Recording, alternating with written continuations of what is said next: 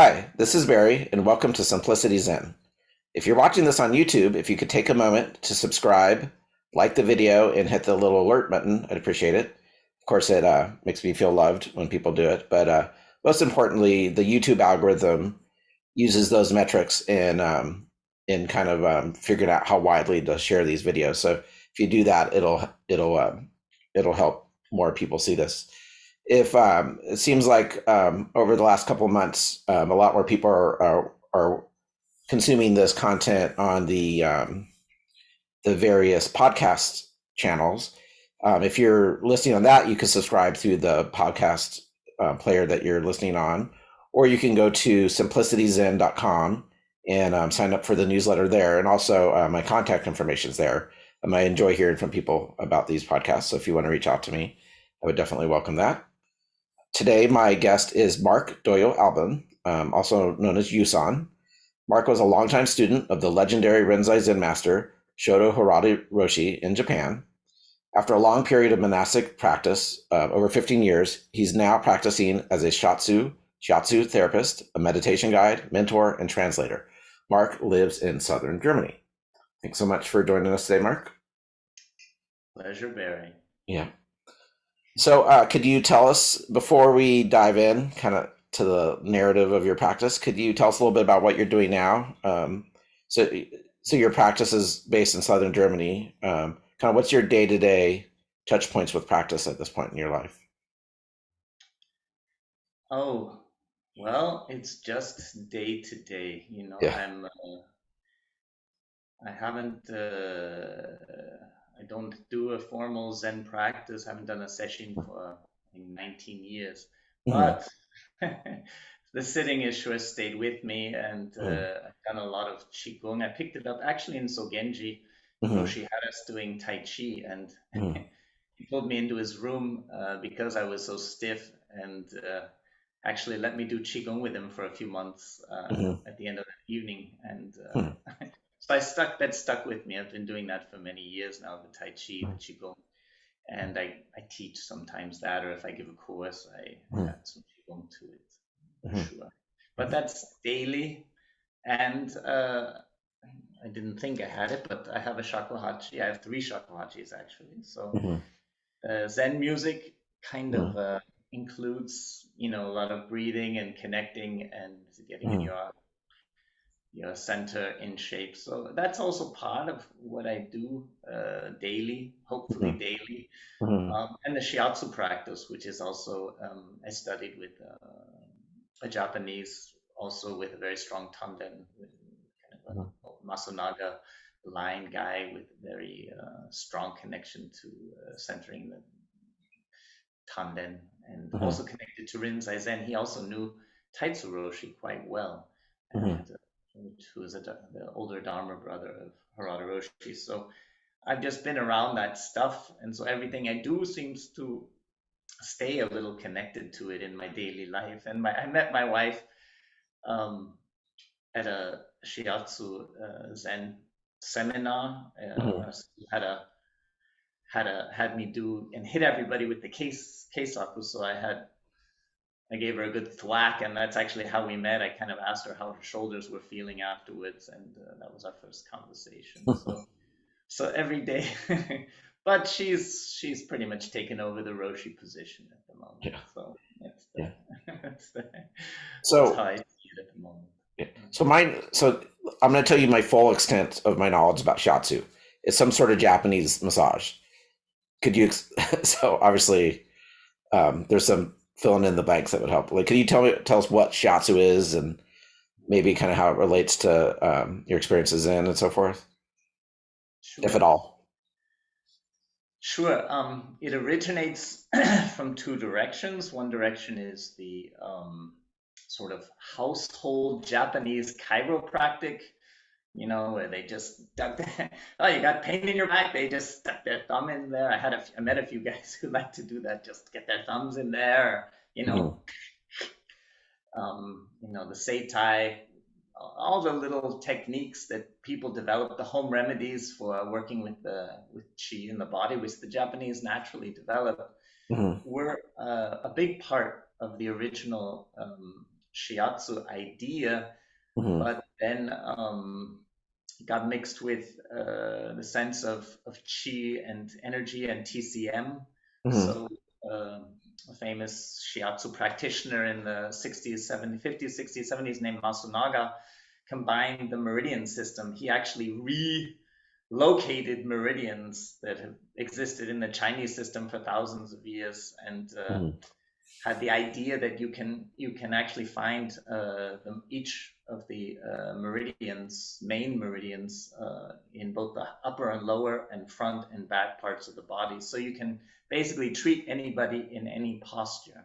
You can treat their organ system.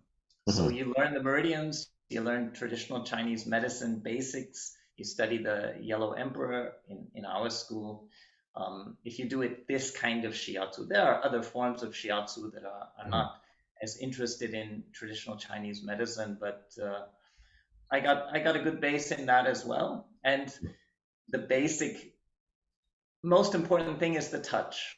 So if you can really center, you don't really have to do much. There's so much information coming through your hands, and with your own breath and your sense of energy, you can then sort of work with how much.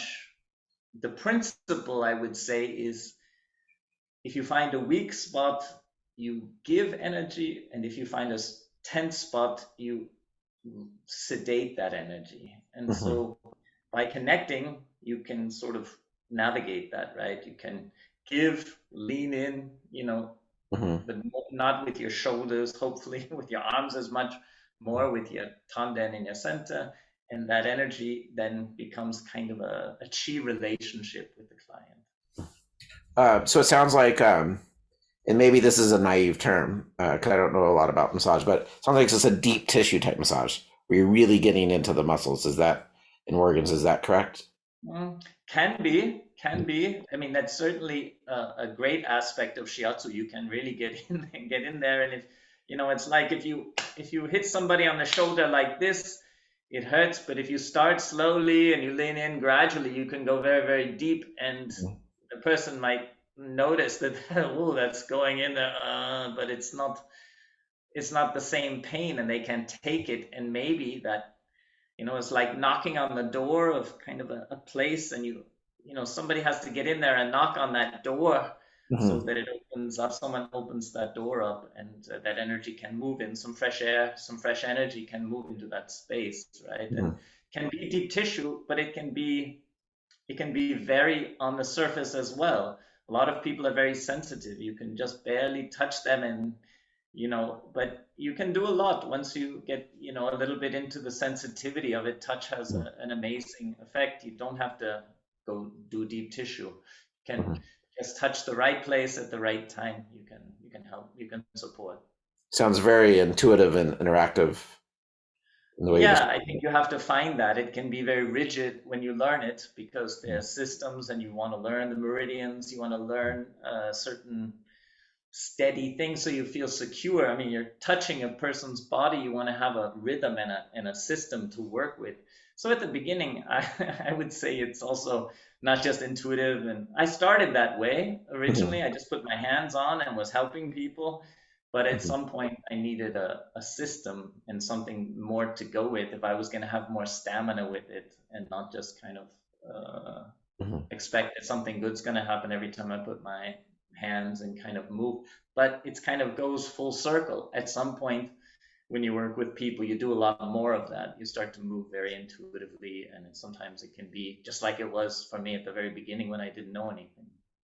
It kind of, when you're saying that, it kind of made me think of uh, both kind of fine art and music, where you kind of you got to learn the basics before you can improvise effectively. First you learn the scales and harmonic structure and music theory, or or you have to learn the basics of composition and the technical skills of art, and then once you've kind of mastered those, then you can kind of go off the reservation. So it kind of sounds a little similar in that respect, maybe. Well, sure. I mean, that's going to open up more space for you if you have given a certain devotion to the basics. That's going to fall into that intuitive movement. Mm-hmm. And there are reasons why those basics are there, sure. Mm-hmm. They give you a base to move from, so you Mm-hmm. can help more people, and you have more information guides, right? But working with that information, sure, you can get stuck to the form. Just do the same thing every time. Mm-hmm. It's like sitting. It's not always just fantastic, inspirational Right. encounters. Huh. It gets better and better. I have to admit, though, I'm Mm-hmm. having more and more joy in it. So Mm-hmm. And when you sit these days, are you just kind of following the breath, or more kind of open awareness? Like what is your practice these days? oh, I'm very free with myself. I like to use voice, so I'll chant the Heart Sutra Mm-hmm. sometimes, just to feel that. Um, I do generally spend some time just sitting in silence, where I do not make any effort to do anything, Mm-hmm. which is an effort in itself. But I'm, you know, Mm-hmm. hanging out then and Mm-hmm. listening, and and and that's fundamental every day. I do that with my wife every day.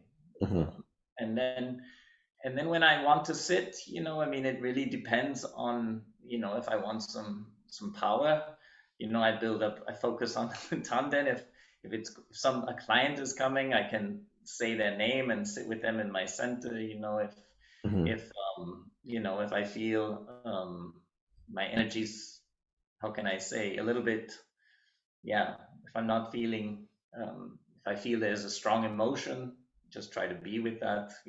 I don't have a I don't have a time limit, and I don't have a bell. If I sit with others, I teach Susokan. Mm-hmm. And sometimes I'll talk about Mu or something. And sure, once in a while, if I really need a shout, like I'm Mm-hmm. in the car, and I just have to, you know, get all that. I was a social worker for 17 years. And sometimes you just want to, you want to give a good shout out. That's also okay. I can do that too. Mm-hmm. But I don't. Yeah, I don't have a memory attached to how I'm practicing right now all the Mm-hmm. time. I have a lot of tools if I Great. want to practice. So you grew up in Southern California, is that right? Right. Yeah, but I just detect a slight accent. Is that German, or what is that? Yeah. Well, I I went from California to Japan, Uh-huh. and I wanted to teach English. I went on a one-way ticket to Japan when I was 22, and just read a book called Jobs in Japan, and it was a kind of a black market deal, but it was 1985. But I just went and got jobs, but Mm-hmm. they didn't understand me very well. I was kind of a slang kind of California, and I didn't. My mom always told me I mumbled, but I We really like believed it when the Japanese told me I mumbled. we So like, dude, let me teach you English.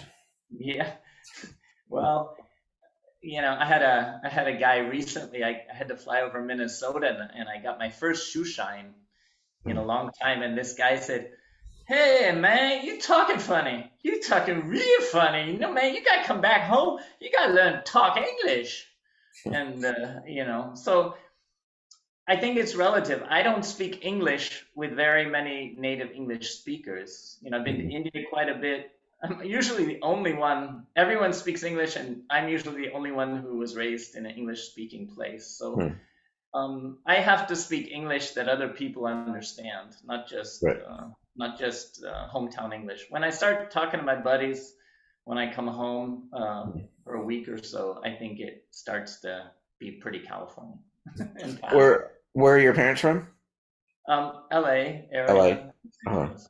Yeah, and then so you're born and raised in LA, Orange entirely. County. Okay. They moved out to Orange County area for my high school, and then I went to UCLA. Right. Mhm. And how accurate would Spicoli from Fast Time at Ridgemont High is that kind of your teenage years? Did you ever see that movie? I did, but I would say, there's this original Orange County movie with Yeah. like Jack Black, and it's sort of this, isn't it Jack? I think that's it. Anyways, I watched it, and it's about this guy who's going to the university, and none of his Mhm. buddies want him to go. Yeah. And so in the end, I think he comes back and says, "I'm going to stay in Orange County." Yeah. But Yeah. I was the opposite. I was like, "Get me out of here. I'm Yeah. ready to." I was in Southern California. I think I'm guessing we're similar age, and I was in Southern California for my teenage years, and I think at the time I think we thought we were like Spicoli, but I think really we were like Beavis and Butthead. Like Every we I had a pretty much what all Europeans at least think it would be so great to experience, being in Newport Beach and being on the back of a motorcycle with your buddies, and having lots of parties and mhm, all the stuff going on, and yeah, I played baseball, so I kind of saved which kind of saved me, and I got decent grades because I mhm, knew that was going to save me from being stuck in all that mhm, uh, forever. But yeah, my doubt developed already at that time, so something had to move out of mhm. all of that. It was fun, but inside I wasn't close to being a happy person. Yeah. Did you get involved in like beach or skateboard culture at all, or were you more kind of on the My jock and? buddies surfed. No, I was kind of an inlander. I moved a little Mhm. late to the beach areas, and then Okay. it's a little homey kind of thing. If you couldn't just show up without having to go through a little initiation of getting a hard time, which I wasn't really willing to also get up early for. So no, I kind of made my social climate through my sports and baseball. Mhm, Spent a lot of time with friends at the beach throwing a frisbee, but. mhm. Yeah. Not body surfing and what we all did, partying at the beach. Mhm. Did you so you mentioned like you're kind of already kind of had a doubt brewing at that point. What do you think what was the doubt? Like what was your dilemma that kind of was kind of gnawing at you? Well, I mean, I think I wish I had, I've been doing social work now for 17 years after the monastery, so I've seen a Mhm, lot of families, so I kind of know where it came from mhm, the family stuff. There was a divorce at mhm, 12 years old, which caused the move, and I had been like ASB vice president. I got the drama award, and I was a photographer. I was the actor in all the mhm, school plays, and was the most valuable player of my basketball team, and mhm. had a great, I almost hit 500 as a baseball player. And Well, at ninth grade at the junior high school, but then we moved, and just with my mom, and I became kind of introvert in the mhm, next high school. Only baseball was the only thing I continued, mhm, and I worked in the library quite a bit and mhm, started reading I started reading quite a bit, and I think that kind of got me started on a different path, right?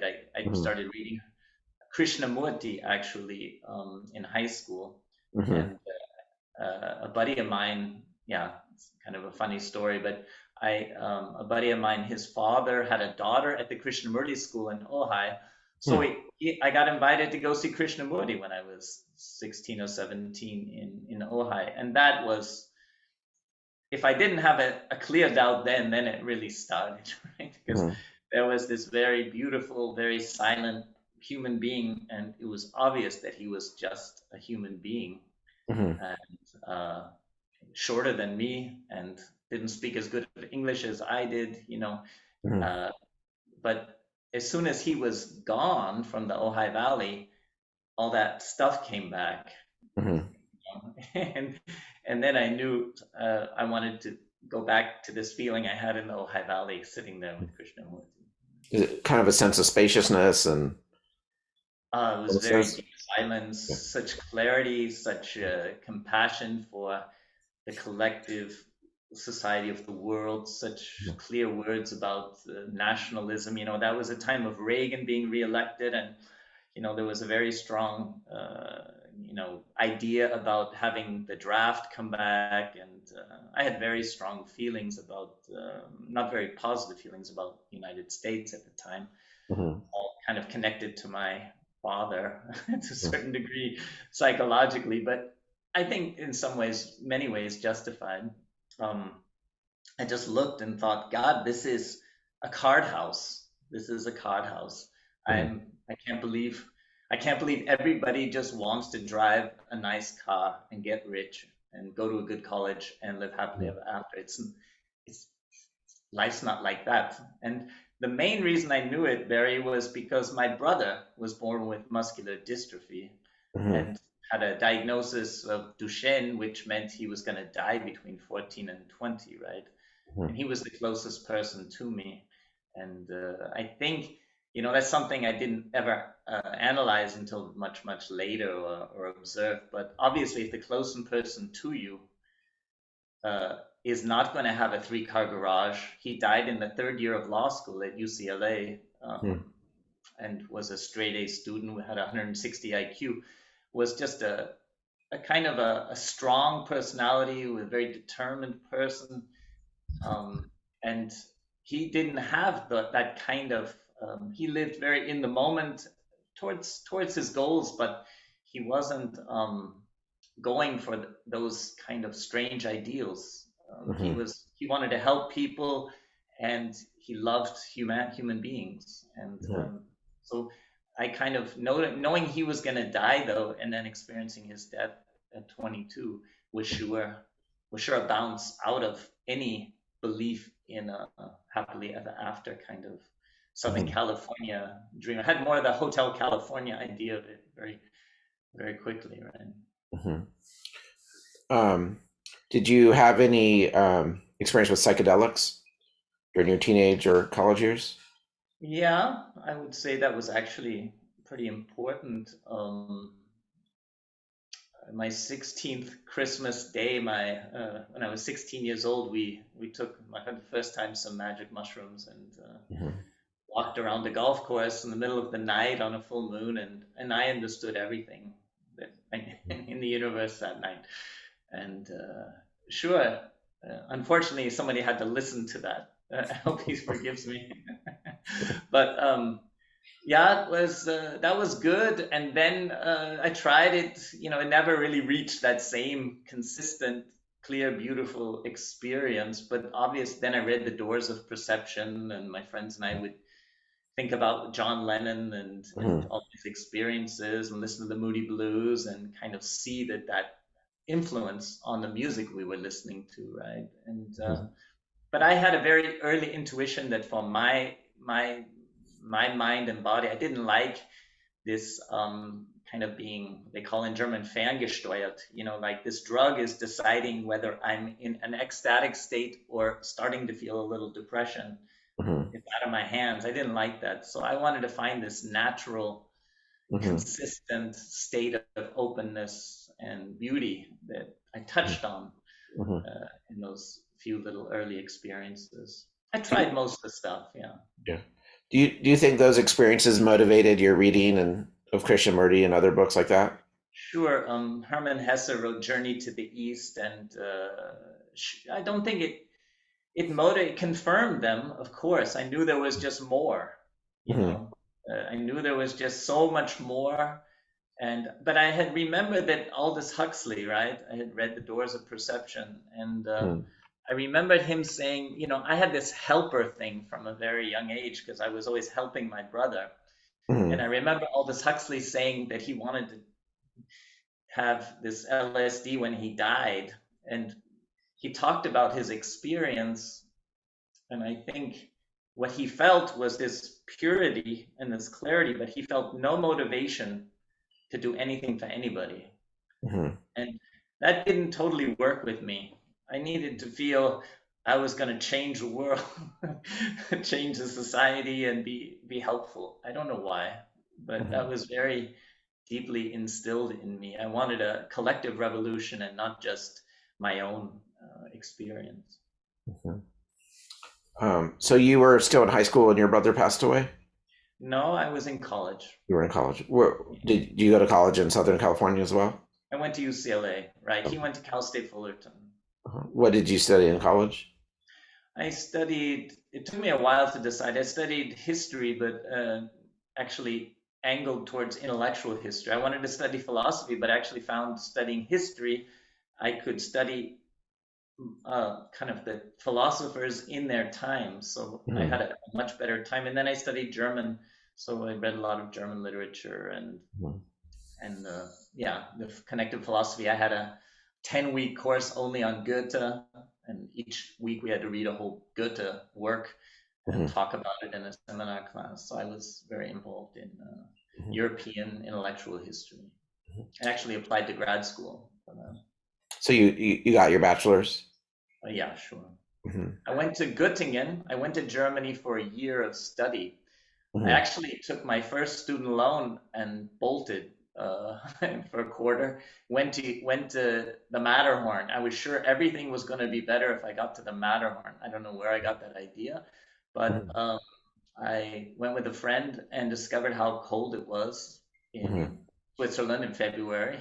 mhm, So I went back kind of with my a little bit more humble and decided I'm going to learn a language and go on an exchange program because the students that I had seen, traveling around as an American, you just end up in Irish bars and youth hostels mhm, and trying to save money and meeting other travelers. And I saw the students and they had just a totally different vibe. They were relaxed. They were much more at home in Europe and could mhm. just sit and observe a little more. And I wanted that. So I came back, learned German in Mhm. college, and was able to go for a year.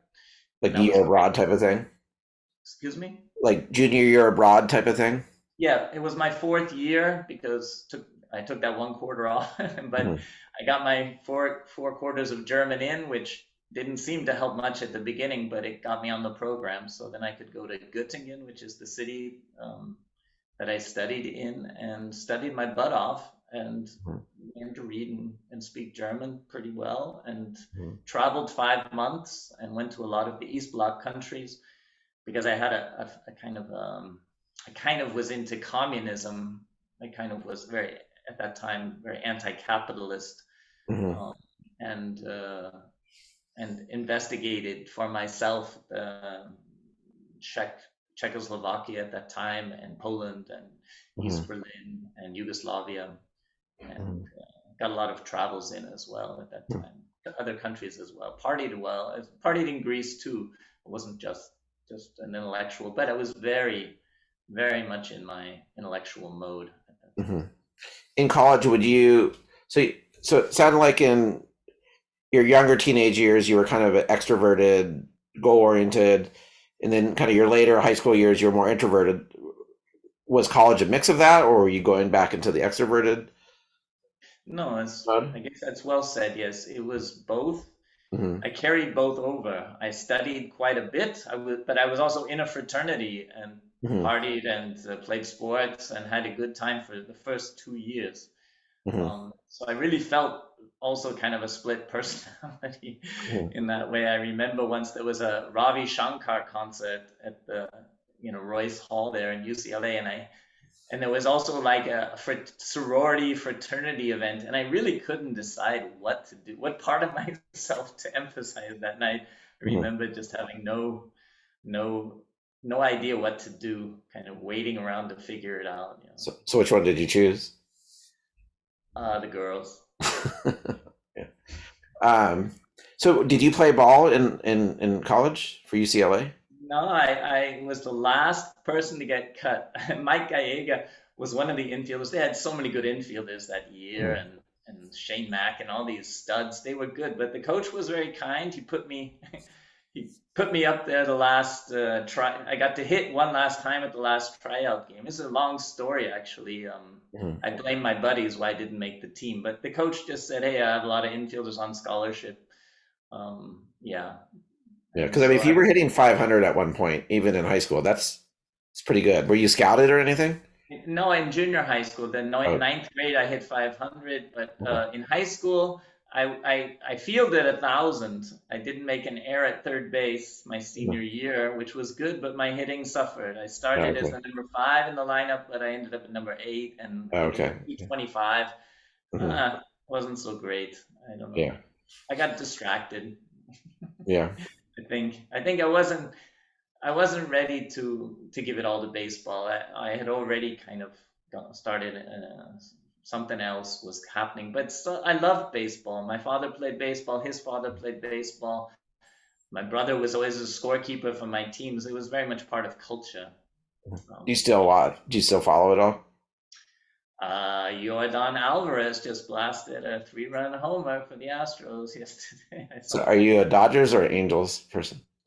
I had season tickets to the Angel games for many Mhm. years with my father as a kid. I kind of root for them, but that doesn't go anywhere. So I kind of root against the Dodgers, Right. and I don't know why. Just an old habit from childhood. Well, they're horrible, so they're evil. Just kidding. I like the San Francisco Giants, so I'm Yeah, no, kind of I maybe in liked it. Houston. I thought I liked. I think Houston is kind of fun to watch, but I don't know why. I just find teams I liked. I like when you're a kid and the first team that wins the World Series, and for me it was the Detroit Tigers, Hmm. 1968. So I was like the Detroit Tigers for a long time, just because. And then the '69 Mets. I mean, that was amazing. I was Hmm. living on the East Coast at the time, so as a kid, you're just like you just your first baseball games on TV is the Mets winning the World Series. Hmm. Come from behind kids or whatever they're called there. So, anyways, I was very much into that. My father knew a lot of the baseball players. He was a semi-pro player, and Hmm. he broke his hand. He was hitting cleanup for UCLA when Hmm. he broke his hand, and we used to go down to the field and meet some of the players that Hmm. he would at batting practice and stuff. So yeah, I was into baseball. Yeah. Hmm. Cool. So after you graduated, did you go directly to Japan to teach English, or was there a layover period there? No, that was my graduation present was the ticket. A lot of things happened to make it work. My car got stolen and I got the insurance money for that. That was cool. And no, I came back from Germany absolutely determined not to stay in Los Angeles. I got into the history program in graduate school at UCLA, but I had applied at Berkeley and didn't get in. And Hmm. so found this book called Jobs in Japan.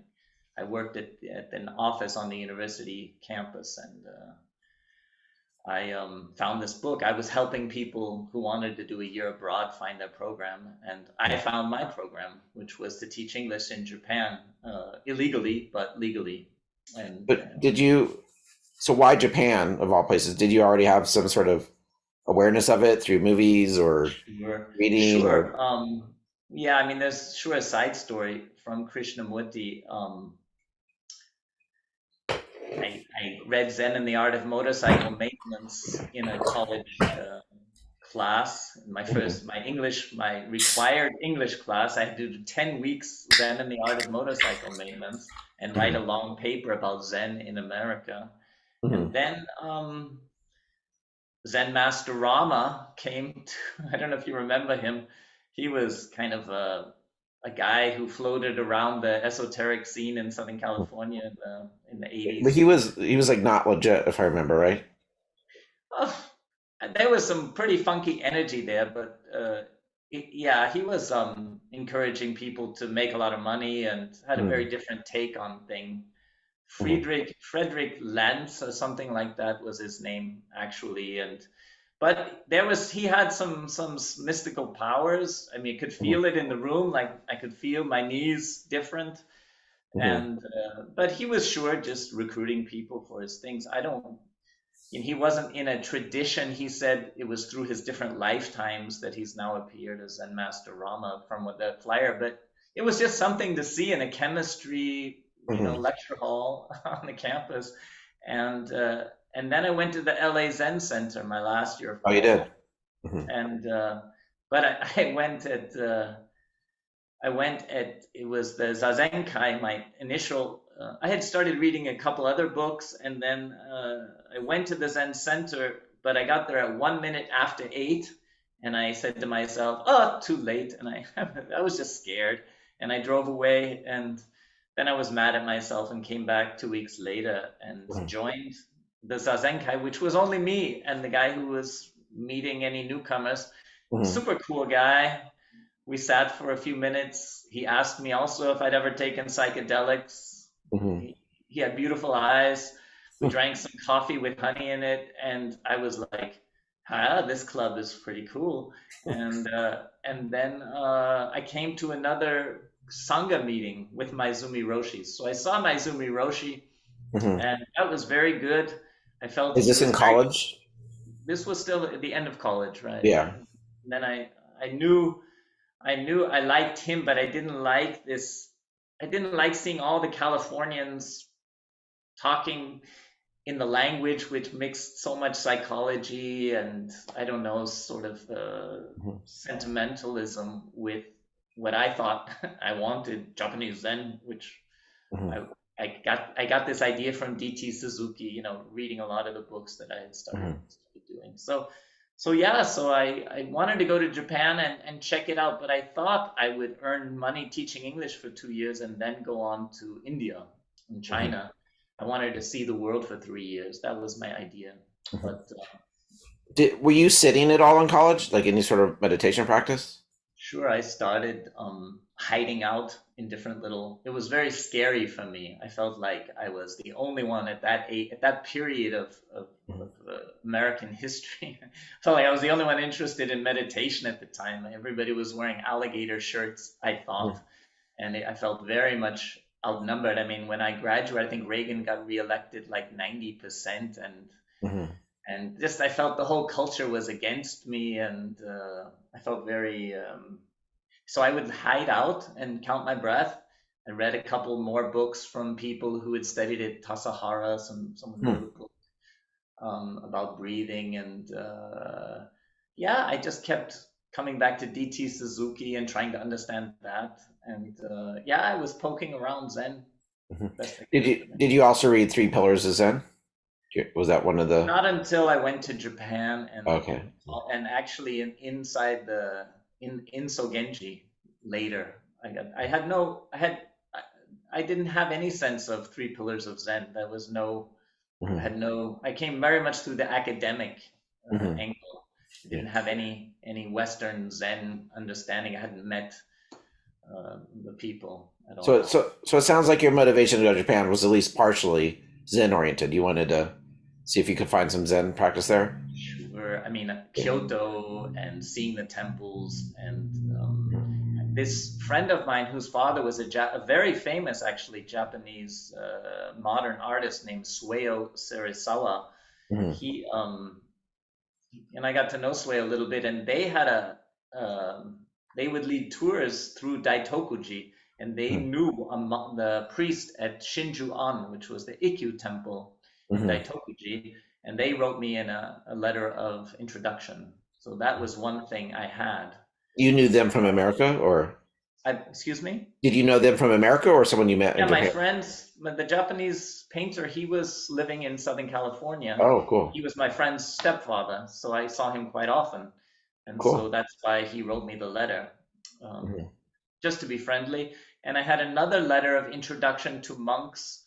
My sister, in her law firm, met a woman who had stayed at a temple called Butsuji near Mhm. Hiroshima. Mhm. And um, and this woman said I could stay there, and she wrote me also a letter of introduction, and I would eventually also write them and stay there after a year in Japan. Mhm. So when you went to Japan, did you start visiting temples and practicing right away, or is that something that came later? No, I sure sat. The first I got into yoga, everything I always wanted to do. I started doing yoga actually in my living room. It's funny nowadays everyone's doing kind of their courses on the video, but Mhm. I started yoga on television in 19 I don't know, 82 or 3 with Richard Hiddleman. I don't know if you ever remember him, Yoga for Mhm. Health. It was Mhm. this kind Oh, of I guess that channel sounds 28 familiar. was he's from the Bay Area or Yeah. his son he's passed now, but he just had these, a Super 8 film, it seemed like, and Mm. just very simple yoga postures. And I would watch the Maharishi, and I would watch these Hmm. yoga things, and started doing it on the floor. So as soon as I got to Japan, I had a little yoga routine, and I remember like the fourth day, I got a little room, a little 4.5 tatami mat room with a paper closet, and I was doing a one-legged posture, and I had my foot in my hand, and it slipped out of my hand, and my foot flew, and I made a hole in a Japanese closet, which was like a wake up call to like things here are not like in my Hmm. in in California. I always had a big mirror right on my Right. bedroom door. It was just a big hard thing, and this was like boom. Paper. Yeah. So did you use your letters of introduction to go visit priests? I Can you talk a little did. bit about I that? went to I went to Daitokuji and met the priest, and he gave me tea, and he was very kind. Hmm. I wouldn't say there was an immediate like good hit, but he took me to where you could do lay practice in Daitokuji, sort of the visitors Hmm. gaijin, foreigners center. Hmm. And so I did that, and then I visited many temples in Kyoto. I was always in a temple doing the philosopher's walk. Every time I worked at schools in Kyoto and Osaka because the place I lived was right in between. So I was always just checking out the next Hmm. temple and the next shrine and the next famous mountain or the next famous thing. Sure, the first 2 years I was there, and then I did go to Butsuji, which was a very important experience for me. Hmm. Um, How did you communicate with people? Did they know English? Did you have rudimentary Japanese? Like how did that work? well, at first I had to laugh because I really was so handicapped not speaking any Japanese. I had gone to like 4 night school classes in Santa Hmm. Monica. Didn't help.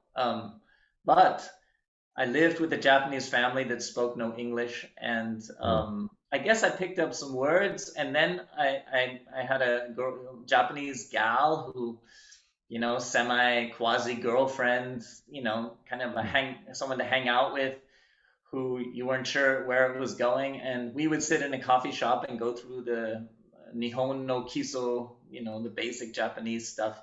So Hmm. I was picking it up fairly okay, I guess, for not knowing anything. I was picking up some words and was able to get around a little bit.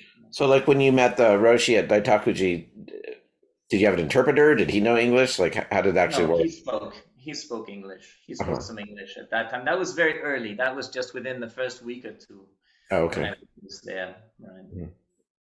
But How does that I work? Do you have the was letter? Do you just go up to the gate and be like, "Hey, read this letter"? Like how does that actually? Or do you make an appointment? Or how does that actually work? no, I think you walk, at that time, though the temple is very small, and Mhm. so you just gave the letter to an assistant, and then Mhm. they gave the letter, and they made a half-hour time or an hour time. I think he expected because my friend is an artist, he expected me to know a lot more about modern art. The Mhm. priest was very interested in art, Mhm. and I was just kind of, here at the Ikkyu Temple. This is really cool. Mhm. I didn't really have a lot to talk about. Mhm. Yeah. So what was the name of the temple? The other temple you got an introduction to? Butsuji. Butsuji. So did you actually stay there and practice? I did. Mhm. That was very important. I went down. It's kind of a longer story. So I went down to. I finally, after a year and kind of working, I had to get a little money going to teaching English. I decided to finally take my first vacation, and I Mhm. traveled. So I'd been there since October, so that was 1985, 1986. I went down in the summer. I went down towards Hiroshima, which was where the Butsuji is in the area. And on the way down, I would stopped at different spots I thought would be interesting, and I chose Okayama. Mhm. And when I got off, I found a brochure that told me about the famous gardens there. And Hmm. I had already been playing the shakuhachi, so I wanted to play in these famous gardens, find a little corner to play my shakuhachi. I had a very romantic notion about that. So I Hmm. went to Korakuen, which is the big garden, Hmm. uh, and that's the Yang garden, and the Yin garden was Sogenji. So I It actually was. landed at Sogenji for no Huh. other reason than I was just traveling through and wanted to find a garden to play my flute in. Hmm. Um, and that's when Kansei-san, the old priest who was the Roshi was taking care of and who had been already 33 years at that temple, amazing guy. He was ordained when he was 9 and built many temples in China before the end of the Hmm. war.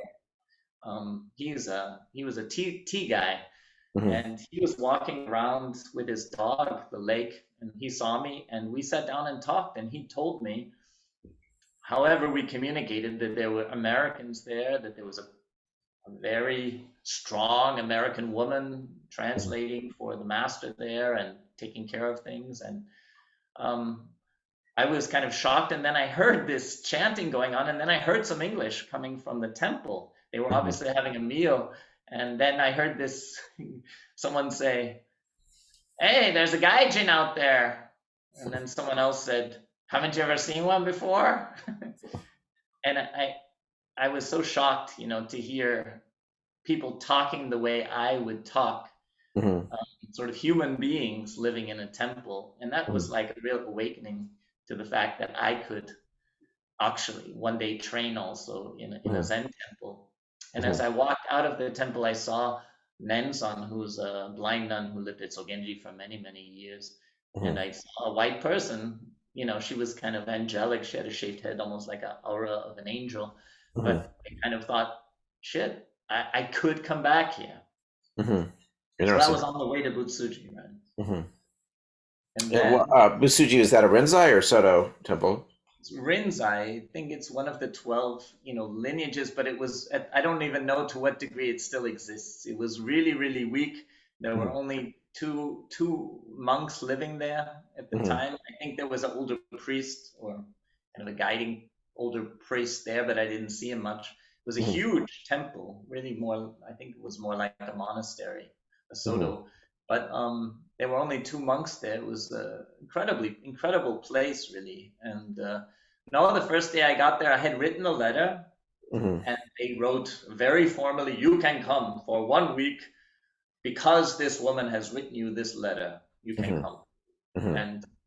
And then I went, and they just had me. I really couldn't understand what those guys were talking about, and they had me clean and eat with them, and they just cooked like curry rice, and that was it. Same curry rice for 3 4 days, Hmm. and but in the Zendo, we sat three times a day for 25 to 45 minutes. And the first day I got there, the guy came, he grabbed my shoulders, the head monk, he put his knee there, and he just pulled, my back up straight.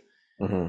And it was like he left an imprint. And I sat like that for and counted my breath Hmm. for but I had all this kind of psychological space because I was just one guy and me in the sendo, and we couldn't speak, so there was nothing going in except life energy, right? And there Hmm.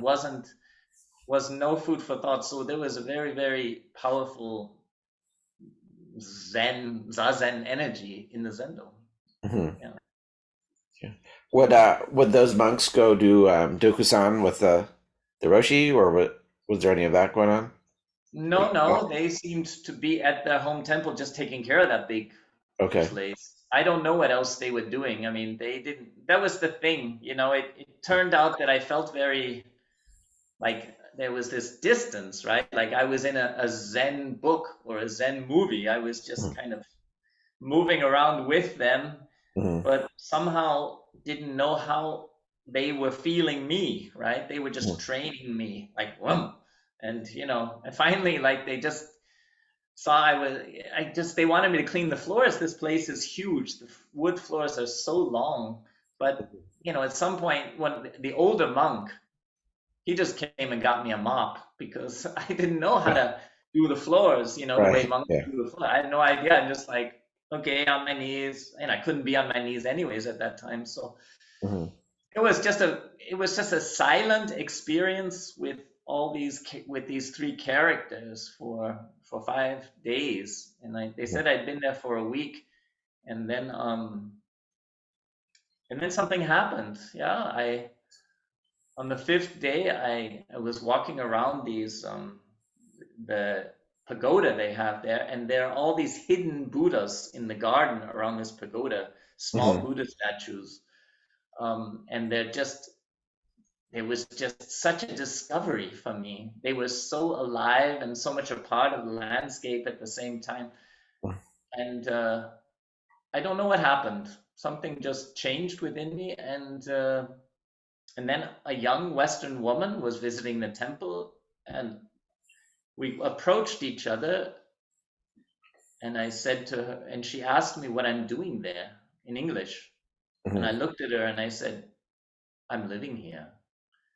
And the tone of voice I had was a resonance I had never heard before from me.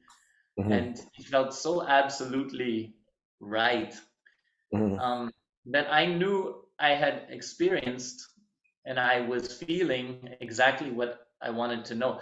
I didn't notice anything those 4 days. I didn't think about my state of mind. I didn't observe it. It was only Hmm. when I met this woman that I realized something had completely shifted within me. And Hmm.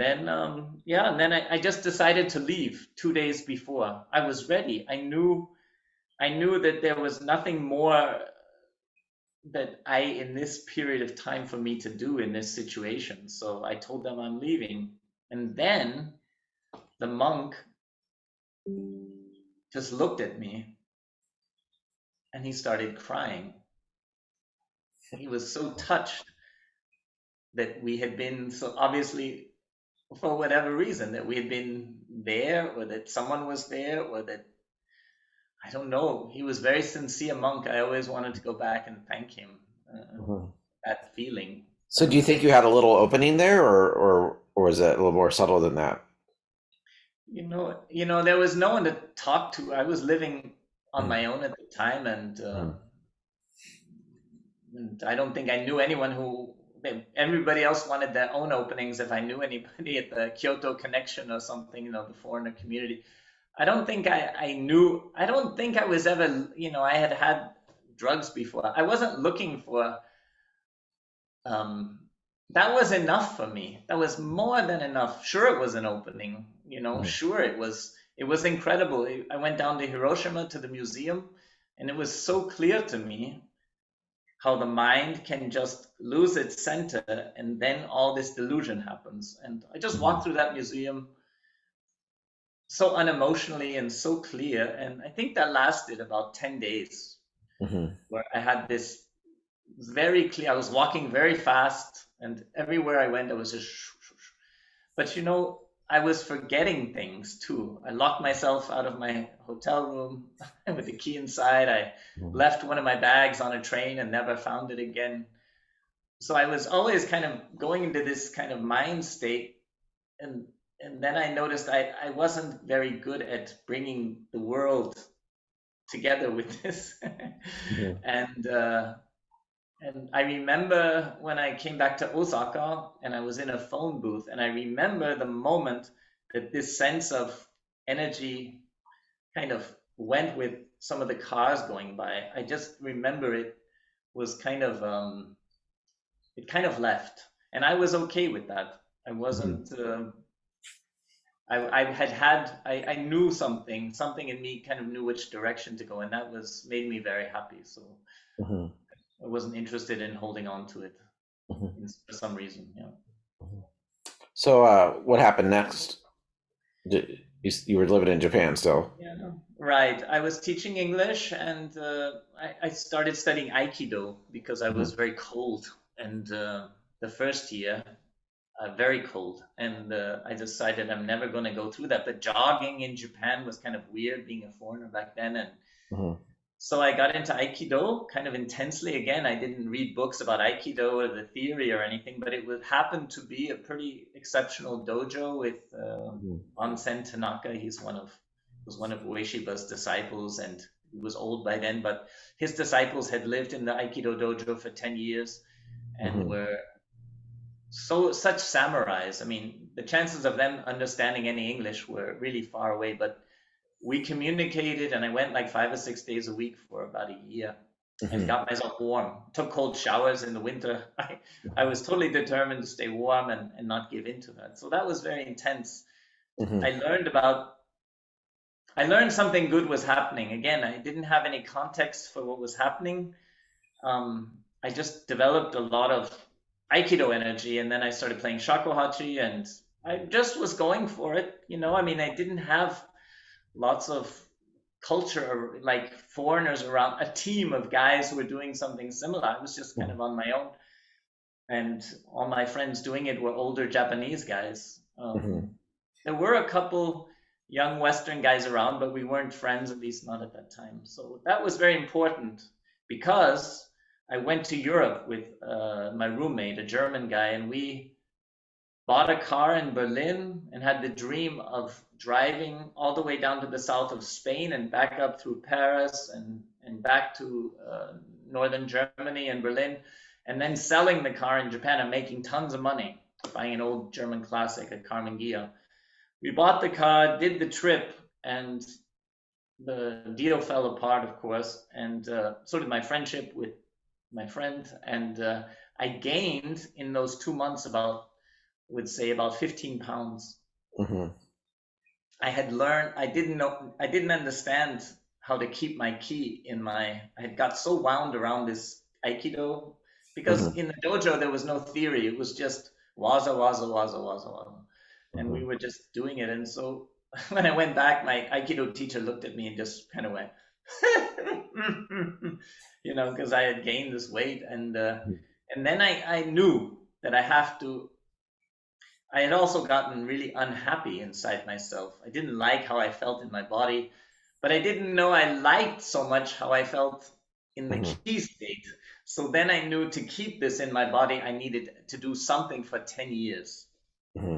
Kind of what was the result of that experience.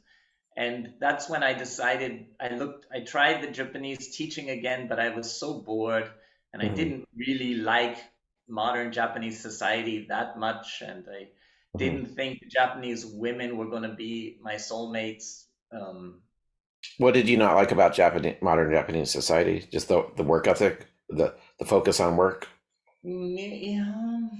It was pretty intense time. I mean, they really, the Japanese were really going for it with the video games and sort of the neon, and they were rich, was wealthy at that time, and I think everything they wanted was what I had experienced as a kid, in California.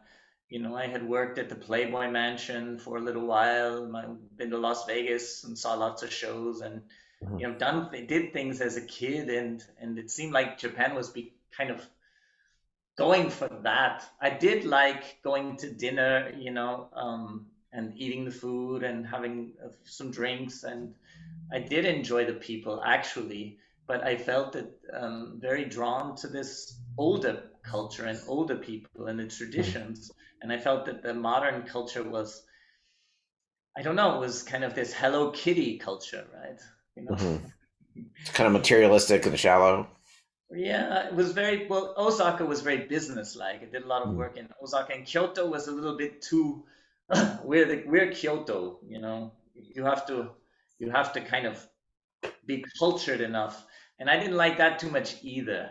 So I didn't like being overly kind of like pragmatic and business-like Osaka, and I really didn't like the Kyoto. I mean, I loved them. I loved my 2 or 3 years in Japan, but I was ready to move on somehow, right? I mean, just, Japan's intense.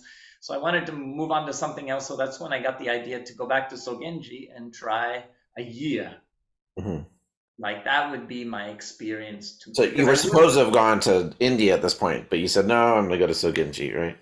Yeah, that's a great point. I met a lot of people coming back from India to teach English in Japan, and because I'd done the Aikido, I compared myself, and none of them seemed very healthy compared to me, at least how I felt, right? Coming back from India, I felt they were I felt a little bit, I don't know, seemed a little romantic, seemed a little more like, Spacey. yeah, a little hippie. It wasn't solving my problem. I came from an upper middle class, you could call it upper middle class suburban family, and our neurosis. I didn't see that India was just going to be more like another Grateful Dead concert. It wasn't Mhm. going to be this. Japan seemed to have this modern and this old, like Mhm. accessible. And I didn't want to give up the modern totally. I didn't think Mhm. my true nature was completely medieval, right? Or Mhm. and I wasn't like the Himalayas. Yeah, I didn't have the vision yet to go to India. I later would, but I didn't have it yet. So did you just show up at Soganji, or did you contact them first? What were the logistics of that? My friend Peter, who I lived with, Mhm. um, he heard about my experience and he had lots of guts, and he just went there. He had actually gone to the gate of Myoshinji and said, "I want to be a monk," and they'd sent him up to Kamioka. Is that the name of it? Above Arashiyama, to a temple there where he got bored. And so he and I met teaching English and we got a room together, but he wanted to too. We had read The Empty Mirror. I don't know if that book rings a Mhm. bell, but we had read that and some Deshimaru Mhm. Tanden stuff. And we were kind of practicing every day together, and we're both kind of Mhm. into Zen. So he went first. To So Soganji. he went first to Sogenji, right? And I visited him there. When you say you heard about your experience, were you talking about the fact that you were visiting that park and you heard the people speaking English and stuff like that? Exactly, Yeah. exactly. I had already visited a temple, and yeah, yeah. But he had heard about that there were foreigners there, and yeah, apparently, the Zen master had a good reputation Hmm. through the Hanazono. He knew some people at the Hanazono Institute in Kyoto as well. Hmm. So, anyways, Harada Roshi already was supposed to be a young, interesting Roshi. Hmm. Yeah. So he So went he. down. Mhm. And did you keep in touch with your friend? Did he give you reports? Sure. I mean, that was my link. That was Mhm. how I was going to get in. So I would go for a day and then a week and then a session. That's how I found my way in. Was that your And first then session? excuse me? Was your first session there at Sogenji? It was Mhm. 1987. Yeah. How was that? November. Yeah. Was that intense for you? Mhm.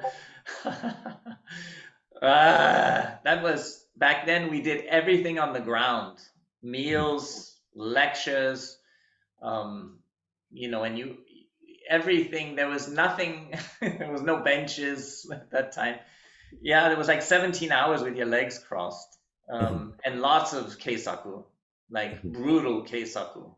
Hmm. I mean, I had huge welts on my shoulders, and we weren't too many people, but it was a chance to give my all my energy to something, and I Hmm. trusted something too. So at the end of it, I was kind of like, okay, now I know what that is, but I Did you wasn't. have to? How did it work? Did they? Was there a fee to participate, or was it you could just come and participate if you wanted to? I think at that time they worked quite intuitively. I think they could see who was sincere. The initial rule, and I think it stayed a long time, was if you come for a year, Hmm. and at least a year. But I think because I had a friend, and it was obvious that I was sincere, and I kind of fit the mold, right? I was 24 years old, Hmm. kind of a young guy who Hmm. was saying "hi, hi" a lot, because I Hmm. didn't know any other words how to speak too much. So yeah, and then the Roshi after the session said, "You come for Rohatsu," and I'm like, "This guy is such a fanatic." Hmm. And then I came for Rohatsu. So Hmm. again, 2 weeks later. Could you talk about what it was like meeting the Roshi? What were your first impressions of him?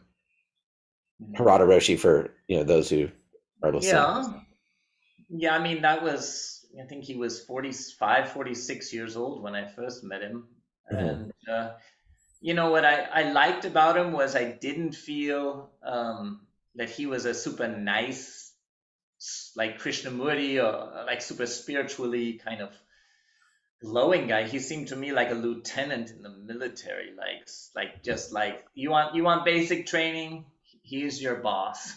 That's Mhm. how he looked to me, like a linebacker, right? At that time he was doing samu like work in the temple every day with the monks, and he was so strong and so fast, and he was just a ball of monk, power Mhm. monk. He was just and I thought, yeah, that's what I want, just a stud, a samurai stud for a year. That would be Mhm. fine with me. Then I won't get emotionally involved with someone like that. So that's my very first impression was, he's very seemed clear, but every day you could see him out there working, and then every day looks like he worked. He's Mhm. got that energy of an incredibly hardworking person.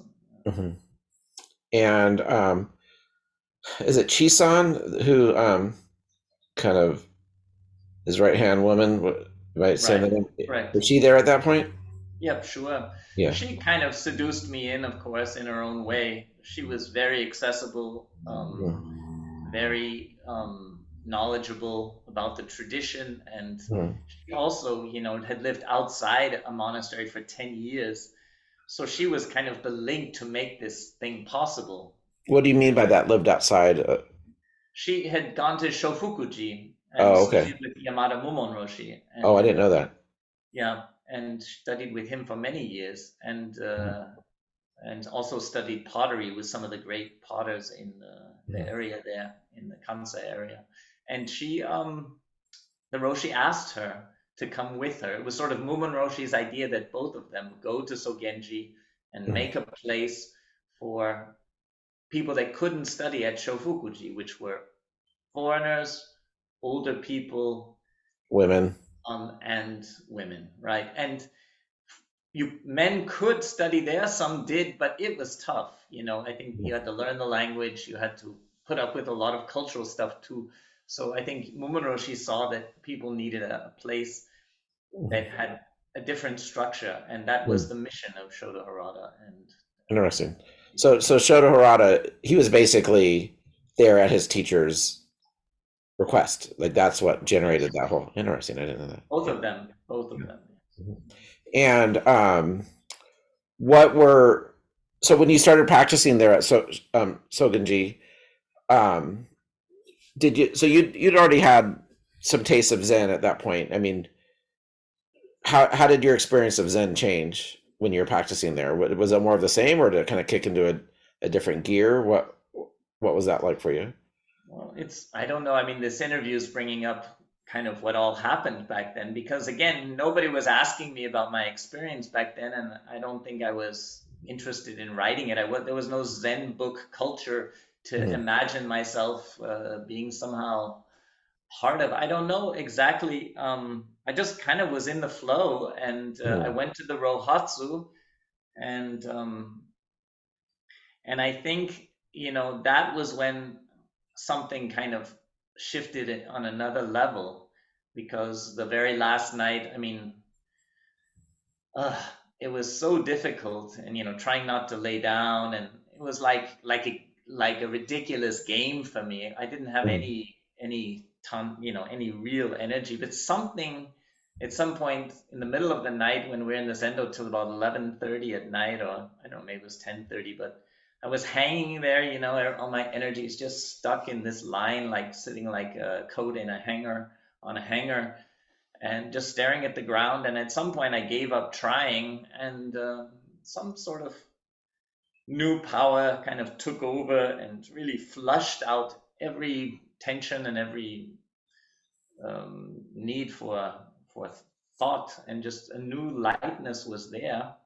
And all of a sudden, my mind was going wherever I looked. I kind of had to keep pulling it back to myself. I wasn't used to this feeling of Mhm. my mind being able to go wherever I looked. And I thought it was interesting. I didn't know what I was experiencing, but something inside me was very content. I wasn't really therefore, but then right after that, we had this big mochi and bean dish in the Zendo, just Mhm. before Yaza. And they kind of had me help dish it out, and I got kind of confused about like carrying this pot around and dishing out this, Mhm. because I was just barely there. But Chisan got me involved, and I went to Sanzen with the Roshi at 2 or 4 in the morning or wherever, and both of us were kind of, I don't know, he kind of gave up on me somewhere at that session. He was very strict at that time. He was just he didn't give me too much. I don't think he opened his eyes when I went into Dokusan that day, but Mhm. I didn't care. I felt, What do you mean again, by I he felt gave up? free to, Gave I up on felt you? free to walk out of there like a free man. I can come back or I can go. So that was great. And Mhm. then and then I went home for the first time in 2.5 years, and my To brother had LA. died during that time, and I checked it out and decided to go back to Japan. And I figured I'd go back to Sogenji in the springtime when it was warmer. Hmm. But then I went back on February 1st. Hmm. That's Chisan's very seductive. She just got her voice on the phone, and I felt like, God damn it, someone's letting me come. I'm gonna come. So I went to January session, and moved in 5 days after session, and stayed for the next, I don't know, 15 years around there. Did the Roshi give you any formal practice when you first started working with him, or like did he work on your breath with you? Yes, it Mhm. was all about Susokan, sure. I mean, there's a lot of yeah, I mean, he only talked to me in Japanese, and it was very early on. He stopped letting me have translation. I didn't Mhm. realize at the time that he had kind of an idea for me to learn Japanese. But of course, at the beginning, I could understand 20% of what he was saying. But it didn't really matter to me. It was so damned honest, everything. I had Mhm. never felt like I was doing honest work, and I kept asking myself the question, like, where's this going? It doesn't matter. You're doing honest work. Like, you get food and a place to stay, and you get to just work and meditate and learn this. So just go for it. And that's what I Mhm. did. And at some point, after about 3 months of lots of keisaku and dokusan with the Roshi, um, I was suddenly sitting straight, and I don't know exactly how that happened, but all the monks came up to me and shook my hand when they saw that my posture I was sitting straight, and I got hit quite a bit less. That was after about 3 or 4 months living in the monastery. Mhm. What would you say any of kind of the training, not by the Roshi, but by kind of the senior monks? What do you think it ever kind of crossed the line into hazing at all? Was there, or was it all kind of seem like grandmotherly love type of motivation? Some very serious Japanese monks came down to work with us, and there was also an American guy there. I often tell the story about Daijo. He's the American guy. He was at Daitokuji for I many met years, him. Yeah, I actually and met him. mhm. and Yeah. yeah, he used to hit very hard, but he hit very well. And I would have these blue marks, and I asked him why he hit me so often, and he said, "You have a great back." And I was like, okay, I got hit one morning like 88 times, before 11 a.m., and I got fed up that morning, but I couldn't, I didn't have energy to keep my eyes open or my back straight, and there was a bunch of young samurais, we were all just pounding each other, and Hmm. um, it was sort of okay. I mean, what's behind it? That's the beauty of the Japanese form. Hmm. Um, you do your job, and what's behind it, you know, there can be a clean exchange in the keisaku, no matter what state, what I'm thinking about or what he's thinking about, Hmm. with the bow. It's an opportunity to not haze, it's an opportunity to do it right. And I did feel, of course, that they were hard on me, and the Hmm. Roshi sometimes felt sorry for me, but then he was later much worse. Um, People were hard on me, but I think that has something to do with the situation I got myself into. Whatever. I don't. I work with a lot of teenagers. I mean, bullying is not only about the poor person who gets bullied, right? There is some reason why a person gets bullied. And so I was a foreigner. I got a little bullied in Aikido as well, right? They loved to Mhm. throw me around. But I didn't care because that's not the part I was looking at. I saw the sincerity. I saw that the Japanese actually wanted me to taste some of their Japaneseness and their chi, right? Their Mhm. energy. They were not only they were inviting me into their club in their own funny way, but sure, there's an initiation process that feels a Mhm. lot like hazing, sure. Mhm. Um, so eventually the Roshi gave you Mu, right? Yeah, that was strange. Because Susokan was so difficult for me, but then he gave me a Dharma name, Mhm. which is Doyu, but it was a different one than I have now, but I can explain that if you're interested. But when I got the Dharma name, he put Mu on he actually at that time drew a calligraphy and sewed himself the silk cloth on the back of the rakusu, Mhm. So you and did Jukai. it was Mu, right? And then he gave me the Mu koan, right? And that was great. I could Mhm. really I had often heard from different people, and I've still heard in the meantime that some people can concentrate much better on mu or a koan than they can on the breath. And Mhm. I'm one of those. It was much Mhm. easier for me to go to hold that space in concentration with mu than it Mhm. was with the susokan. So that was another level of energetic practice for me. Move things Mhm. along. Yeah. So would you was it frustrating for you at all, or were you just kind of all into the energetic aspect of it? I mean, I did mu I think for 5 years. I mean, Mhm. it's a lot of life happened. I got ordained. Uh-huh. You know, I went through quite a bit with Mu, with the Roshi.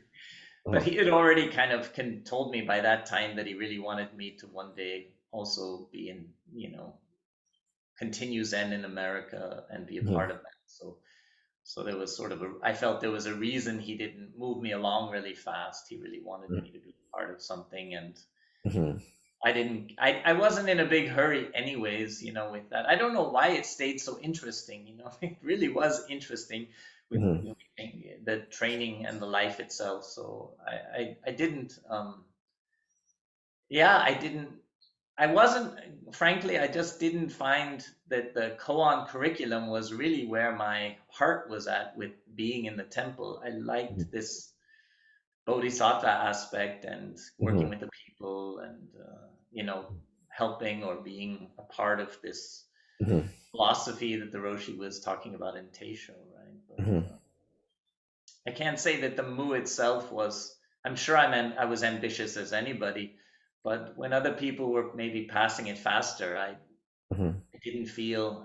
I felt I had my path to go. I guess I feel Mhm. that's something I can do. I didn't feel I had to compare myself with others or Mhm. think too much about how great it's going to be when I pass move or something. Right? I mean, how about just like I mean, even laying aside, ambition or, gaining mind, like just mechanically doing Mu, was that hard? Was that frustrating?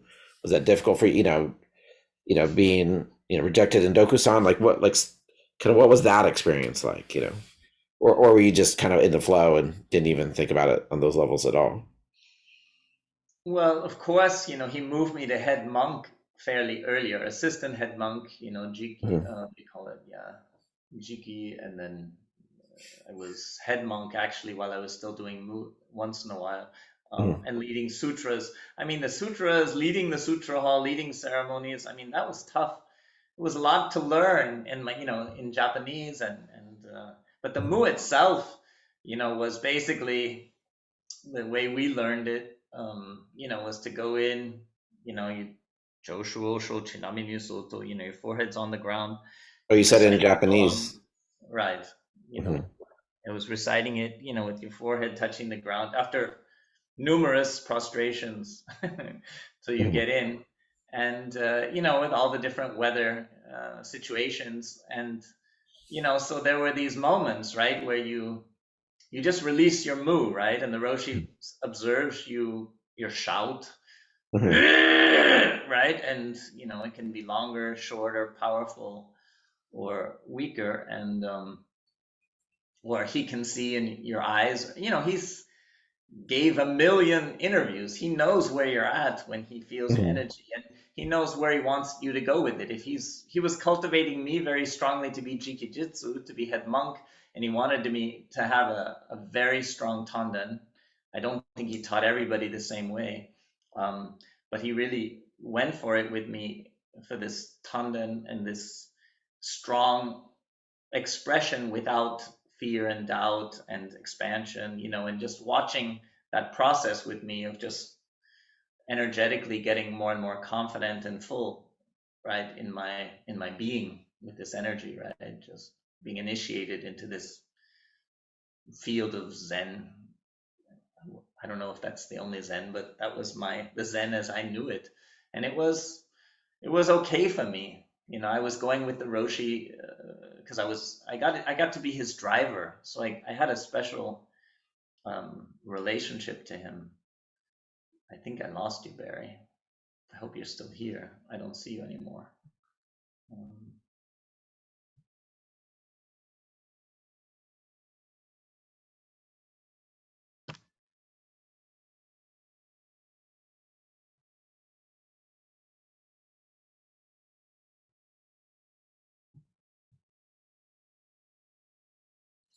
Hi.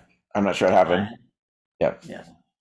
So I was his driver quite a bit in these Mhm. early years. So I did have a special relationship with him and had a lot Mhm. of opportunity to be with him and accompany him for a lot of sutra reading or zazenkais and stuff like that. Mhm. So there was a lot of, I had a kind of a Zen family, you could say. I felt I Mhm. belonged, and I doing a good job in the family business, you could say.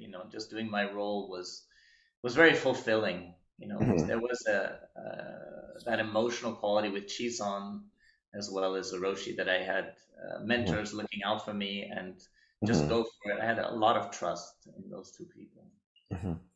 Did so? Could you talk a little bit? So eventually, he moved you on from Moo. Could you talk a little bit about that process and what was going on there? Yeah, I mean, he was never very he never gave you that special moment. There was a time when, I remember it very well when the bottom sort of fell out, and I Mhm. could really feel kind of an endless connection below me. Mhm. And he saw that, and he just rejected me. No matter, the better I felt, the more clear I felt, the more he would reject and kind of Mhm. close down my sense of warm feeling with him. Mhm. Um, but somehow, my energy was rolling well enough. Mhm. And then, of course, he reaches out his hand and says, "Put Mu in my hand," or, "What's Mhm. the consciousness of Mu?" And Mhm. you kind of like, I just want to shout, I just, Mhm. yeah, I'm here, Mhm. And so, that's the invitation for the magnets of the Mhm. intellect to start coming back in. And of course, it was kind of terrible for quite a few weeks, kind Mhm. of get coming out of this absolute, um, you know, there's nothing to do but be centered and let it fly, Mhm. kind of experience of building up your tanden, and then kind of realizing you've been working on a koan, and you've been working on this place that's there to look to see from, Mhm. not just something to see from in that moment of being with the Roshi. Mhm. So yeah, it wasn't easy for me, and it wasn't initially interesting for me either, frankly. I don't know. I didn't have um, I didn't have that. Yeah, I wouldn't say I didn't have it. I didn't have a great ambition, or kind of that. It didn't catch my intellect where right at the base. Initially there were a few koans and backup poems that were interesting, but it was such damn hard work, to stay Mhm. focused enough to really get through the koan in Japanese. I would look up all the kanjis, he would Mhm. give it to me in writing, the Roshi would, and then Mhm. write in Romaji the Mhm. koans so I could find them up. But I looked up, and if I would look them up, I would become much more clear about the meaning of the koan. If I Mhm. looked up the kanjis, I got a dictionary.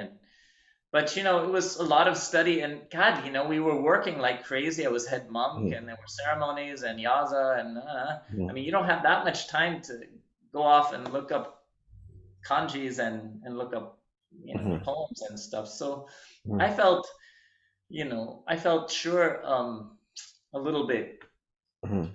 um, pulled, towards sometimes studying when I didn't feel like it. Mhm. Put it that way. It was Do- hard work. So, so resolving mu, like looking back on it, would you say it was more like an energy attunement, or do you think there was a kind of a prajna wisdom element to it as well? What do you think the Roshi's criteria was? What did he want to see in you to move you past mu? What was actually going on there? Do you think? You understand the question? Am I being too Yeah, no, no, vague? no. Well, I think it's, I think it's the question. Mhm. I think that's the best question. Mhm. How does that really work?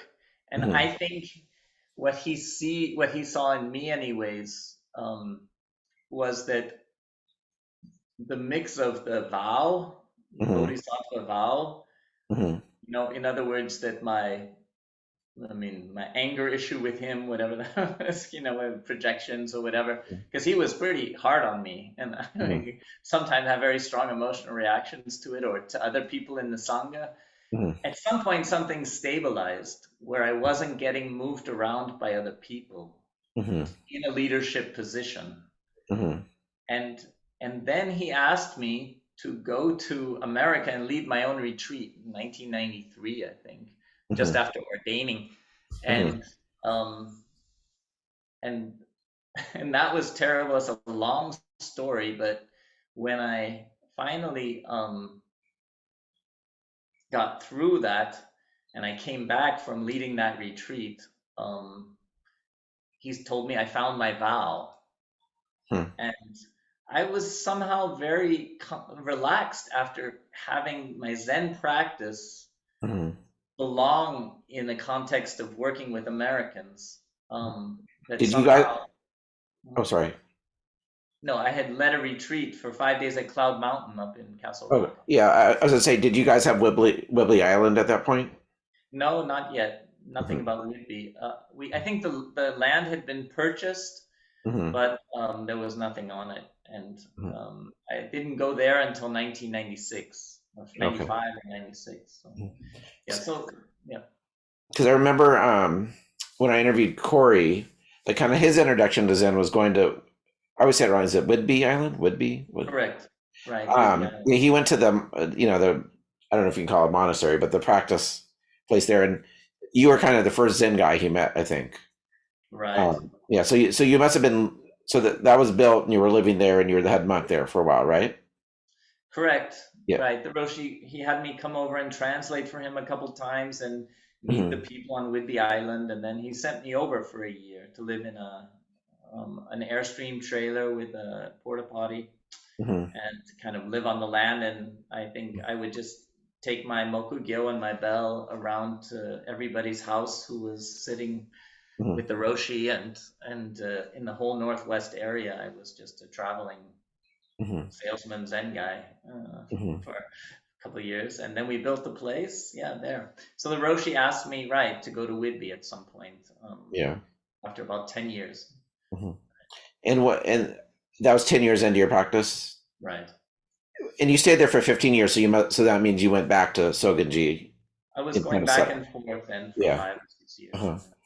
Um, did you enjoy kind of being out there in the outpost, or was it frustrating for you, or were you just kind of taking it as it came, not really trying to judge it, or what was that I like? loved it. No, I Yeah. loved it. Uh-huh. No, I was ready to test it. I Hmm. mean, as much as I did like my training at Sogenji, and Hmm. I was kind of wondering what the next thing was. I was sure kind of wondering if one day I'd just get a temple on the coast of Japan or what was kind Hmm. of really going to happen. And then he sent me. It was kind of a Hmm. sudden surprise. And no, I was totally up for it. I realized Americans were so hungry for it, and there was a lot of respect, and there was a group there established in Seattle.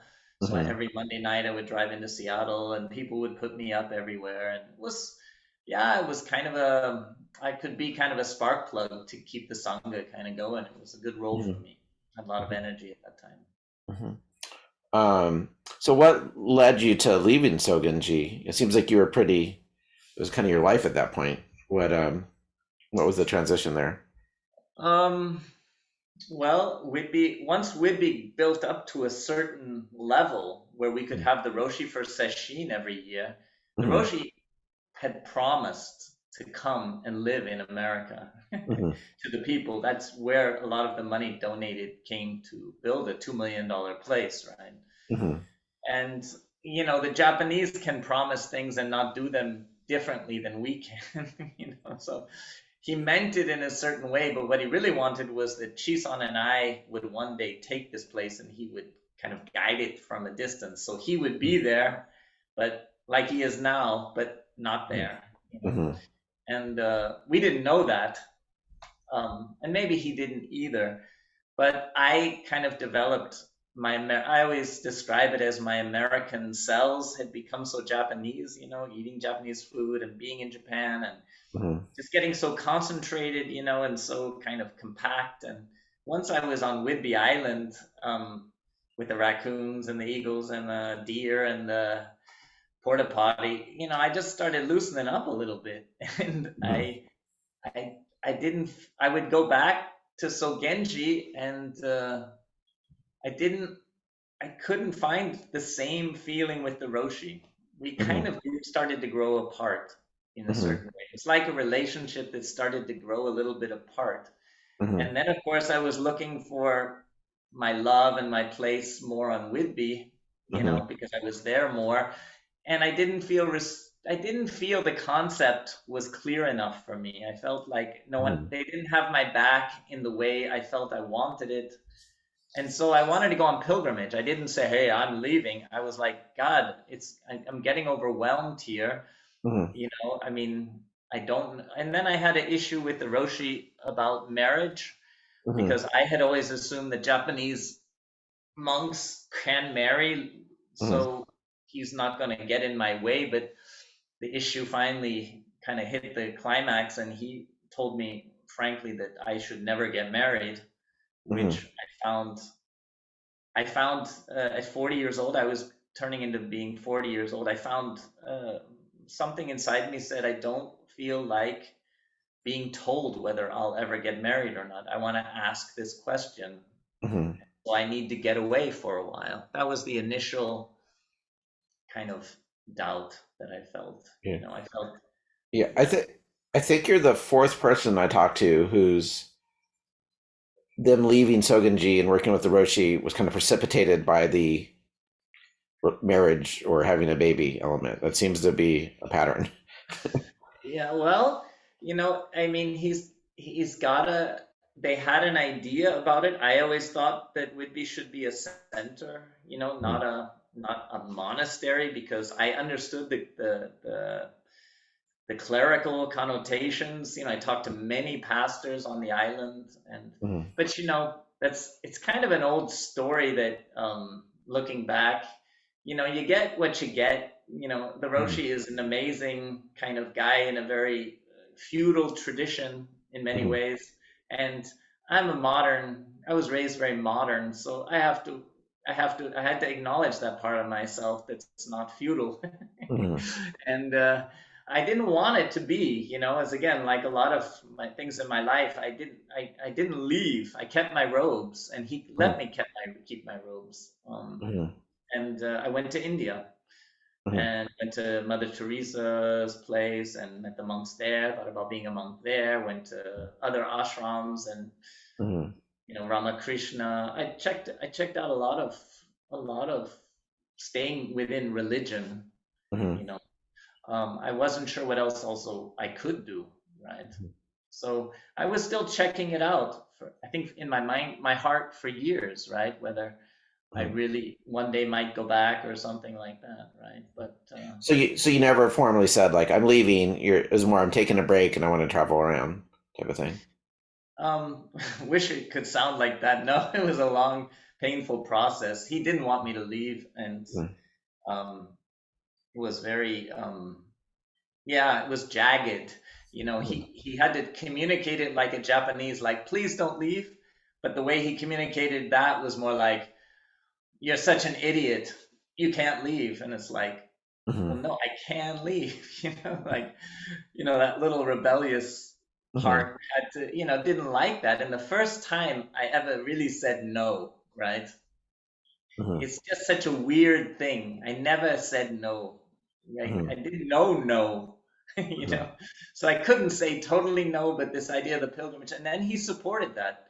He Mhm. supported, but said, "Come back to the Sodo, come back to the male monastery," Mhm. and he wanted me to train there to get Mhm. out of this idea that some of those nice women I met in America, get them all out of my system, and Mhm. stay in Japan for I don't know, but Mhm. one of the Roshi's monks told me, "You think you're going to go there for 3 years, 1 year, 3 years?" He said, "No, the Roshi keeps you in there as long as he wants to. Once you're in, he's Mhm. really he's really your boss, and you're in that Japanese system." And I thought, no, I have to go away first. I can't go to a Sodo Mhm. uh, in this with this question, right? I'll go Mhm. crazy. So that's why I went to India and checked it out. Right? Yeah. So when you were in India, what did you like about it, and what did you kind of miss from Zen? Would you say, like Yeah, or that's an anything? interesting question. I was wearing black and dark blue all the time, and everyone else was wearing like orange and yellow and blue, Mhm. green and nice colors. I mean, that was really strange in India for me, like Mhm. starting to wear different colors. I remember that very well. But I went to Tiruvannamalai, which is kind of a meditation mecca, right, where Ramana Maharshi was for Mhm.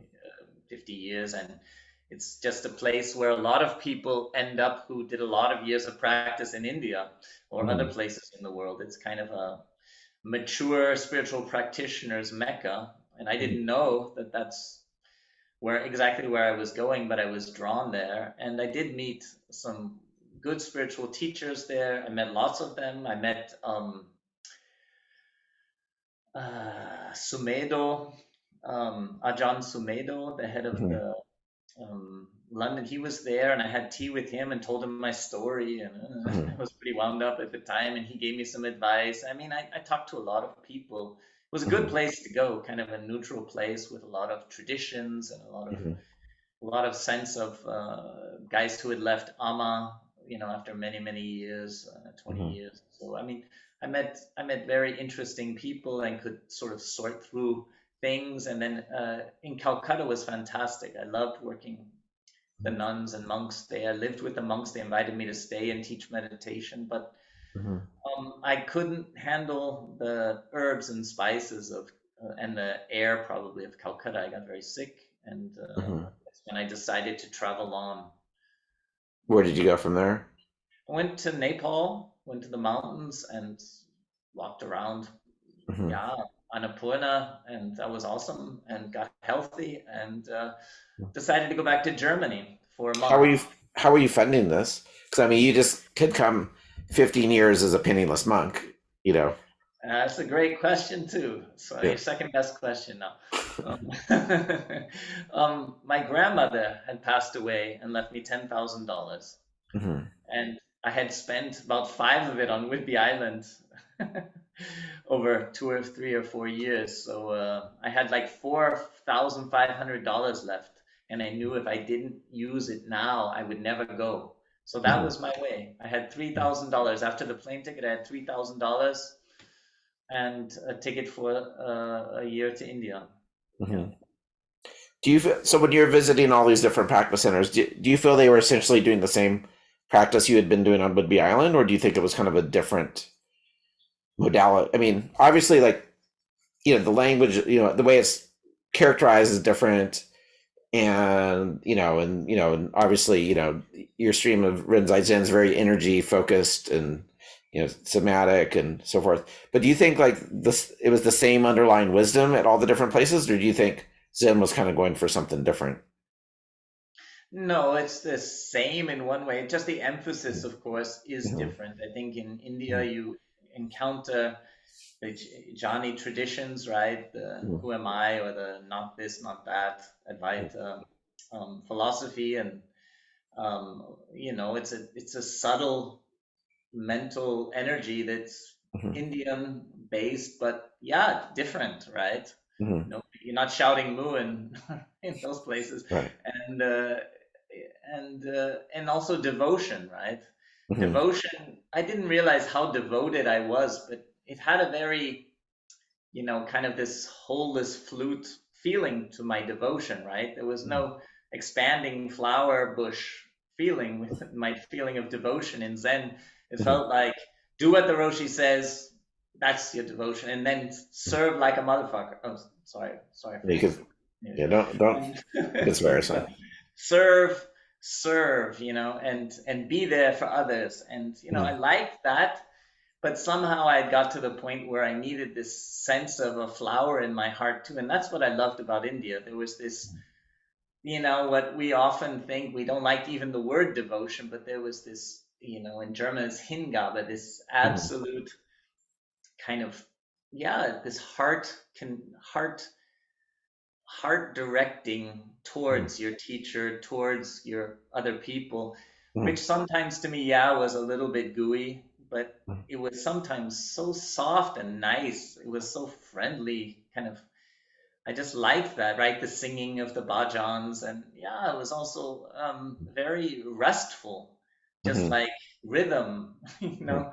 I danced only twice in my Zen career, and both times I got scolded afterwards. Yeah. So It's funny when you're describing that, it kind of reminds me a little bit, not that I have had tons of interaction with it, but like Chinese Buddhism seems to have a little bit more of that soft kind of vibe that you're describing as opposed to Japanese Buddhism that I've encountered. Like, like I've been to like, like legit Chinese monasteries, and there's definitely a devotional, soft, almost a sweet vibe to it that mhm. I've never really encountered in Japanese Zen at all. Yeah, absolutely. And Mm, I mean, I got it in spades also in Calcutta with Mother Teresa. I mean, they're so in love with Jesus, the nuns there. I mean, I was just like lucky guy. That's like mhm, I was in a room with 60 nuns singing, and it's like, wow, like that's a vibration. It's like got goosebumps.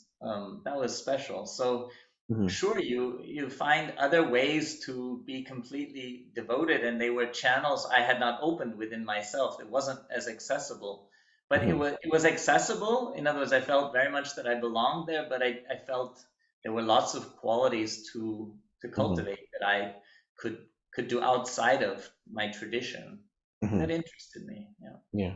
So what can you describe kind of like the formal break from Soganji and the Roshi, how that came about? Because at this point it seemed like it was informal and with the kind of the implicit idea you were coming back. So Right. what transpired there? Well, because I didn't come back at this deadline for the Sodo, and then I think a day came, a session came with the Roshi in Switzerland, and I Hmm. went down for the one session I did with him over here Hmm. in Europe, and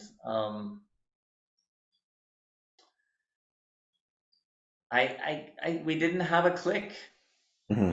We didn't have, it was okay, it was okay, but he immediately put me one cushion lower on the ton because I had left, than someone else, and this Hmm. hierarchical thing. And I was like, you think I care about that? Like where I sit? Hmm. And I had kind of already let go of a lot of those things in a few Hmm. months, and yeah, I guess he didn't have a great vocabulary for how to draw me in, and Hmm. it usually takes a session. The guy works so hard, he's tired, and then he gets a session energy, and at the end he's super nice to me, but boy, I just wanted to get out of there. I really didn't have any, and I said goodbye, and then I think I didn't, and then I went to another workshop in Palermo down in Sicily, and saw him again with my new boss. Mhm. and tried to integrate it. I started doing social work, but I lived in a 300-year-old mill with a Mhm. beautiful creek and a garden, and we kind of built up I used a lot of my energy with this woman to kind of build up this social workplace we did, working with youth in this beautiful old mill Mhm. in the countryside. And I think that's where I was still kind of sitting on the fence, kind of doing social work, thinking I'm doing the Roshi's work. Um, and then I think I had to move out of there. I had to Mhm. get my own apartment. And I think Mhm. that was where I had kind of an emotional breakdown and had to kind of, give up the temple idea. I had to get an apartment. I had Mhm. to start getting insurances. I had to start getting all kinds of things that were not in limbo anymore. Like I had to Mhm. make that commitment, Mhm. and then there was just no space for thinking about going back one day or something, right? There was nothing I was going to learn back in that tradition to help me deal with, hanging, Mhm. timing my laundromat use or whatever, all the things you figure out when you first live by yourself. I was like 46, 47 years old. I hadn't lived by myself since I was in Mhm. college, Yeah. so So, yeah. so it sounds like it more fizzled out versus there was a meeting where you said, "Okay, I'm not coming back," or seems like it just kind of more fizzled out then. Well, I don't know. When I just saw the Roshi a couple of weeks ago, I think what's still there is still there. I think I could go back tomorrow if I want to go back into that, but I'm married now, but that Mhm. part of me is kind of alive, but I'm not in the form. Yeah. So I can't really say that it fizzled. I would say No, I that meant not your Zen practice. I meant more your formal relationship with the Roshi and the fact that you were yeah. planning to come back. Was there ever that discussion, or was it more just it kind of just didn't No, happen?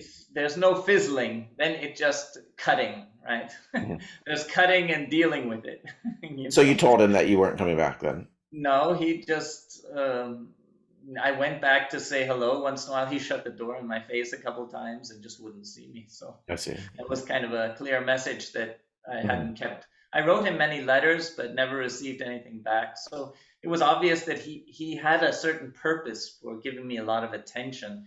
And I think Mhm. he was very hurt that I left, and Mhm. took quite a while um, to kind of find a way to just kind of go forward, because they didn't really have a plan B for Whidbey Island. I was Mhm. supposed to kind of do that. And so Mhm.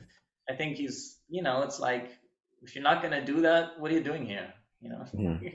Mhm. sort of that's the feeling I got. But it became beautiful again. I got a little older, he got a little older, and when I saw him, we had a nice moment. So Mhm. um, yeah, I hope I see him again. Yeah. Did so so you're in Europe working as a social worker. How did you get into the shiatsu and massage and body work and stuff like that? Is your wife European? Like, what are you doing in Europe? Like, how did you wind up in Europe? Right. Well, like I said, I hooked on to a social work place, and I mean, I just started doing stuff with kids, traveling with kids, playing sports with kids, baseball, basketball, anything I could. I developed a basketball pedagogic, right? Mhm. I developed whatever I could. I didn't do any kind of schooling for that, but I kind of have a knack with kids, you could say, or maybe I think I do, but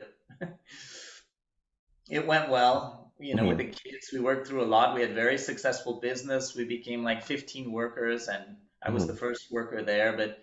But there was also kind of a fallout because we were kind of working as a team. The boss, and I. But then she really took over and became the boss, and she kind of turns out also she's kind of an old-fashioned person with a very hierarchical concept, and Mhm. was a very matriarchal figure. And I kind of went lower and lower on the hierarchy. I didn't like that too much, but I got a shiatsu training and kind of had a room, and I worked with my clients and developed. I wasn't good at the beginning, so it took time and I had a lot of work. I had Mhm. like lots and lots of people. So Mhm. I did a lot of qigong and shiatsu with people at the center. and I Mhm. stayed there after I moved out as well.